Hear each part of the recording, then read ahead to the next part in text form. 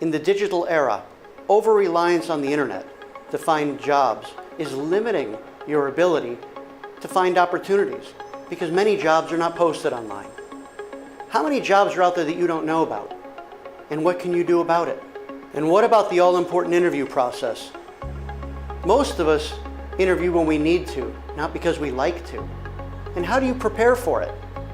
Many people rely on their resumes to do their speaking for them. And even if you have a good resume, all it's meant to do is get you in the door and seated before a hiring manager.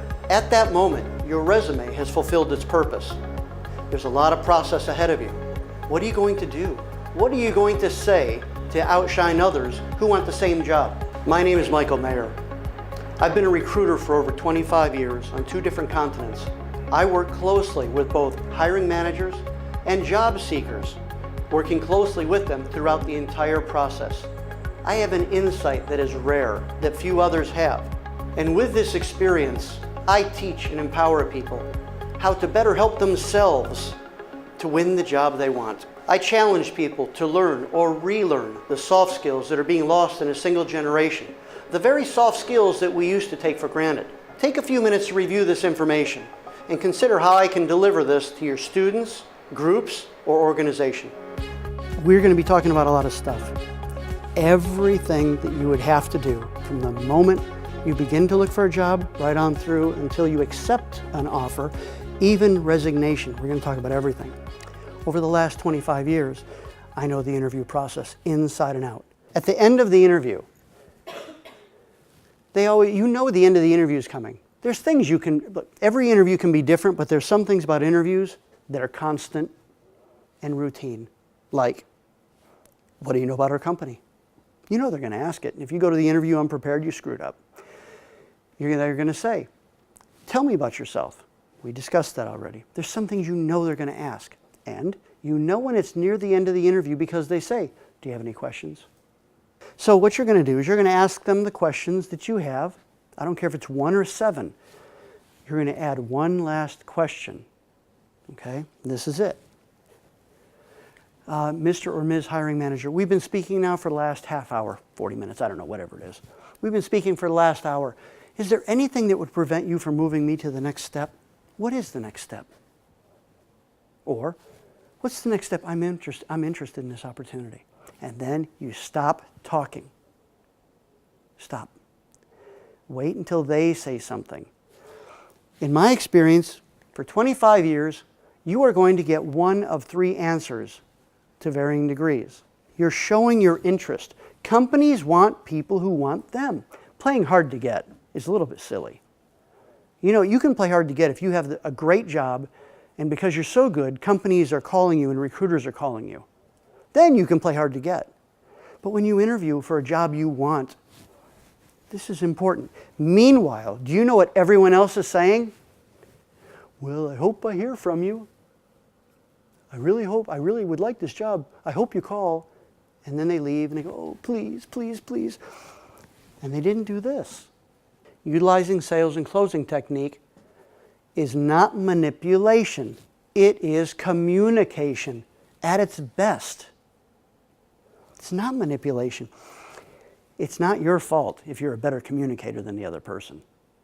Being persuasive is a skill. It's an art. It's developed. It's not manipulation. If you can think and discuss circles around the other person, whose fault is it? Not yours. The primary goal is to get the next interview. When you cross a river, or a stream, if you try to jump across, you're very likely to get wet. So what do? You go stone to stone to stone to get across. Same thing here. Interview to interview to interview. If you go into the first interview and say, I want this job, I'm going to get this job, yeah, that's fine. But get through the interview. Kick ass at the interview to get invited to the next. Close them and say, I want to meet again. What's the next step? A thank you letter, of course, says thank you. First sentence, last sentence. Added to the last sentence says, and I look forward to meeting you again. Slightly assumptive. In between, it's another chance for you to leave an impact and get the last word. Anything during the interview. How many of you have ever walked out of an interview and said, oh, I wish I had thought of that? I wish I had said something differently. Oh my God, why did I say that? This is your chance. This is when you put, first line, thank you very much. I enjoyed my meeting with you. By the way, here is the additional information about what I shared with you, blah, blah, blah. Also, I'd like to add this information. I forgot to mention, it doesn't have to be long. You're not begging them for anything. You're just acknowledging their time, which has value, and you're giving yourself a little bit of a boost by getting the last word in. We always walk out of an interview and there's something else we wish we'd have said. The key is you want to get the references before too much time passes after you leave. But consider this. I mean, a lot of people, when they go through university, they have secondary part-time jobs. Some people work full-time to get through university. It takes them a lot longer, but they do it. But there are a lot of students that, because very fortunate, and not the majority of the people in the world, who have family that help them pay for their college and they don't have to worry too much about it. This is your job. This is your job. If you're a full-time student, this is your job. Your GPA, your grades, your professors, they can be references. Okay? So don't discount that. You can find other secondary references. Okay? I think part-time work is really are good references.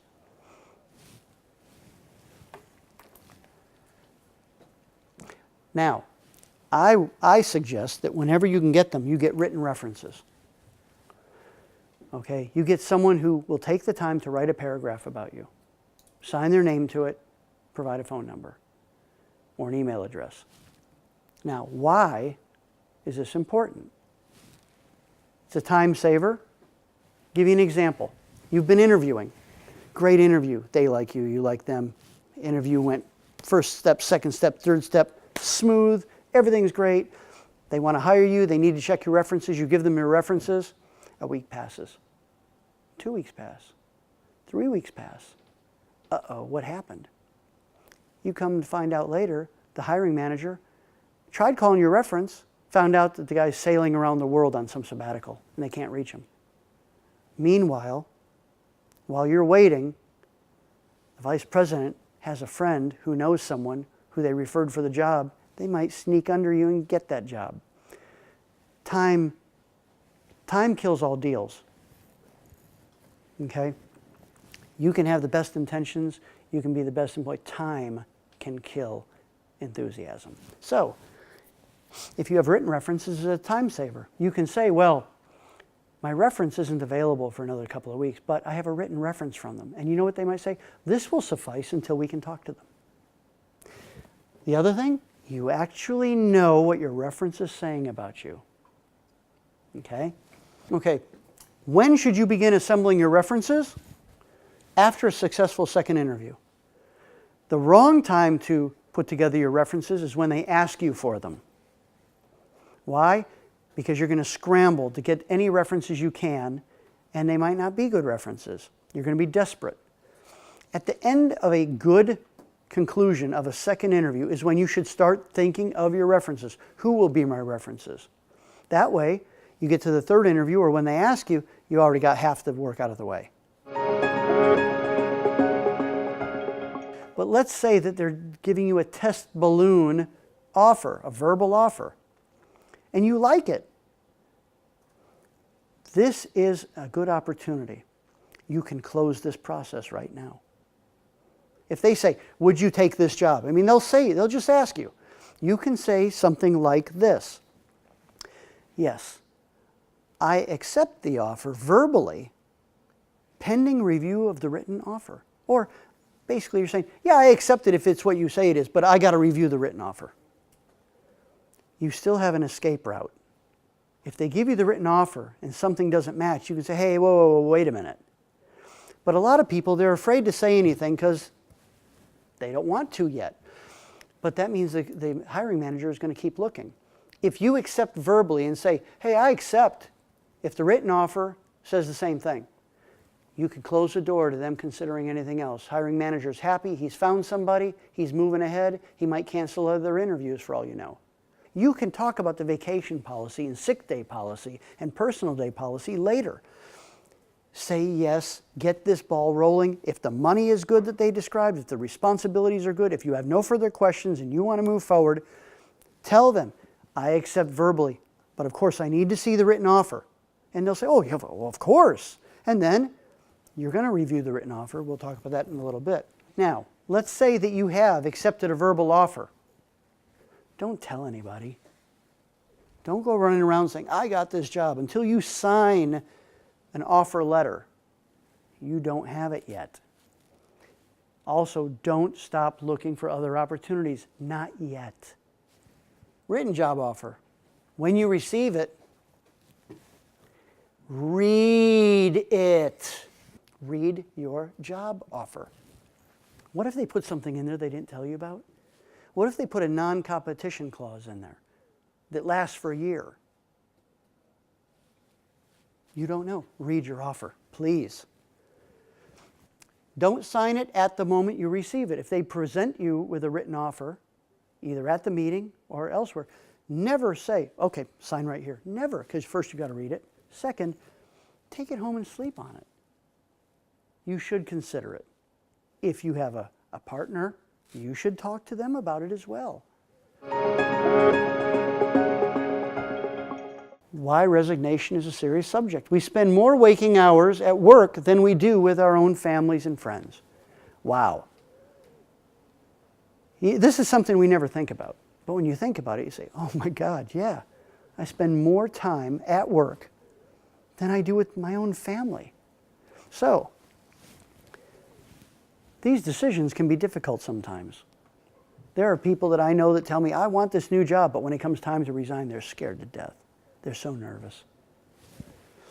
Most people take the subject too lightly and regret it after the fact. If you've been a good employee and your employer likes you, it's not as easy to leave as you think. You should prepare for the worst and hope for the best.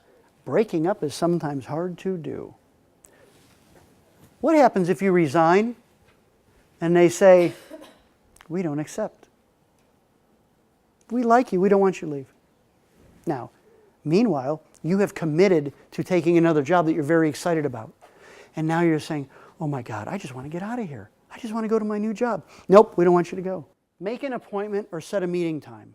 Don't do it in the hallway. Don't do it in the kitchen. Set an appointment.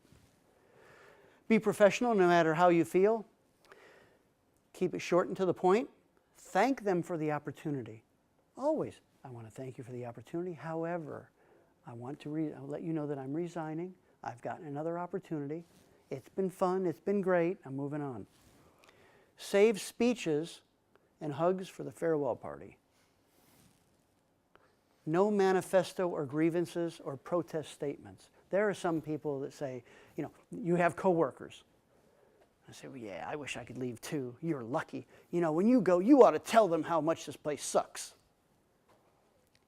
You don't need to do that. What if you need this person for a reference someday? Or you bump into them again. I just mentioned a couple of different scenarios.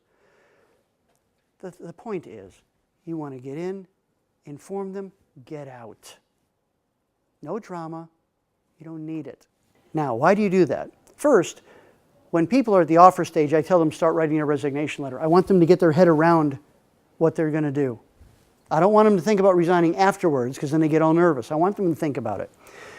And also, with that last sentence, my decision is final. If you go in to resign and you're feeling very uncomfortable and they intimidate you or they scare you or you're just nervous, you have your resignation letter and say, you have my letter. My decision is final. Your letter can be your shield, okay? Okay? You're under no obligation to tell them where you are going at that moment, especially if you're going to a competitor. They might make your life a little bit difficult. Keep it short, get in, get out, stay focused. Don't debate with them. If they say, well, where are you going? Well, I'm going to XYZ company. You're going there. Why would you go there? They're trying to mess up your decision and mess with your head. You don't need to tell them anything. If your mind is made up, there's no constructive rationale for a discussion. You're not asking them for permission to resign. You're informing them of your resignation. Remember why you are there, to notify them of your resignation. Okay, let's say that you go in to resign, and this happens a lot. They say, well, hold on. Don't tell us now. Think about it. We'd like to come back to you and see what we can work out. All right? Turn it around. If it were reversed and they were going to get rid of you, could you look at them and say, hold on, I want you to think about your decision.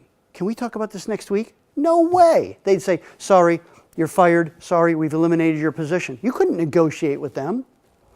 Now, I'm not saying be nasty.